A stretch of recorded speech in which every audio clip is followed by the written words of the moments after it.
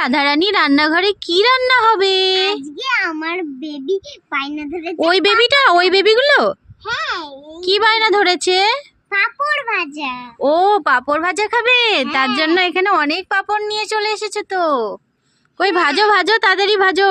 হ্যাঁ, দাঁড়াও আমি আগে উনুনটা জ্বালি। আচ্ছা ঠিক আছে, ধরিয়ে নাও। আমার তো দেখছি তোমার উনুন ধরানো হয়ে গেছে, এবার কি দেবে? এবার তেল দেবো। ও দাও দাও দাও। তেল দিচ্ছ? ওইটুকু তেলে তোমার ভাজা হবে পাপড়? না, ওরে না, এবার তেলটা কি করবা? বন্ধুরা দেখো তেলটা গরম হয়ে গেছে, তাই জন্য এখন আমি পাপড়গুলো একসাথে দিয়ে দেবো। এখন দিয়ে দিচ্ছি।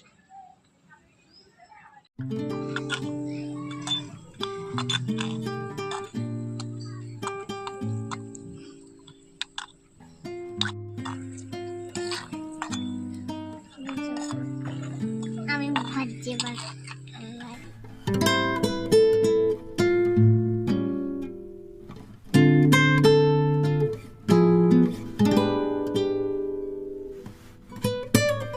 পাপড় হয়ে গেছে, এবার দাদাকে দেবো। আর দাদাকে আর কাকে দিবা? আর আমার পুতুলকে। তোমার বেবিদের?